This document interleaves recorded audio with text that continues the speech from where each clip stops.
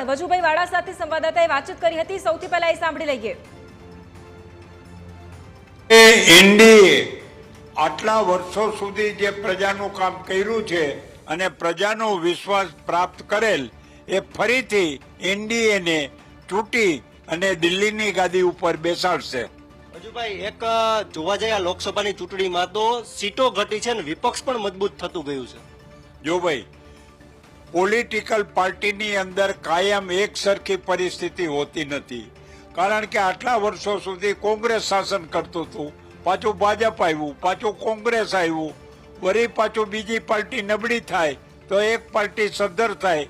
આ તો પરંપરાગત ચાલ્યું જ આવે છે અને ચાલતું આવવાનું પણ છે જ। ગુજરાતમાં ભાજપની હેટ્રિક ગેનીબેન અટકાવી દીધી છે। જો ભાઈ, આ તો એક નગણ્ય વાત છે। બહુ નોમિનલ મતથી ગનીબેન જીત્યા છે, એટલી કઈ જંગી બહુમત કે એ નથી। એનું કારણ હશે એ લોકલ પરિસ્થિતિના કારણે પણ આ પરિવર્તન થયેલ હશે। અનેક વિરોધ વચ્ચે પરસોત્તમ રૂપાલાએ રાજકોટ લોકસભા બેઠકમાં રેકોર્ડ બ્રેક જીત હાંસલ કરી છે। ચોક્કસ રાજકોટની પ્રજા છે હંમેશા ભાજપની તરફદારી તો કરતું જ હોય છે અને આ વખતે પણ ભારતીય જનતા પક્ષની તરફદારી કરી છે, એ સ્પષ્ટ વાત છે। કોંગ્રેસે સહારો તો ઘણો લીધો ક્ષત્રિય આંદોલનનો, પરંતુ એ સહારો ફાવ્યો નહીં એવું લાગ્યું।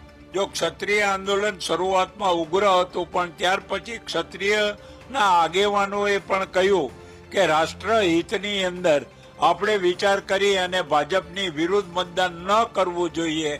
અને એમાં પણ જે રૂપાલા પ્રત્યેનો રોષ હતો એ રોષને ભાજપની વિરુદ્ધમાં કન્વર્ટ ન થયો।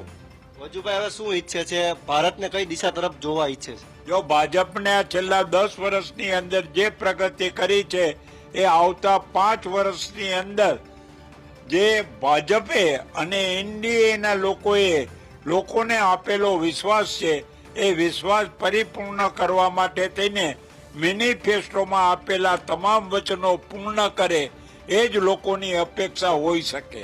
ચોક્કસથી વજુભાઈએ સ્પષ્ટ કીધું છે કે જે રીતે મેનિફેસ્ટોમાં જે પ્રમાણે વચનો આપ્યા છે તે વચનો આવનારા 5 વર્ષમાં ભારતીય જનતા પાર્ટી પૂર્ણ કરે તેના પર જ લોકોને વિશ્વાસ છે।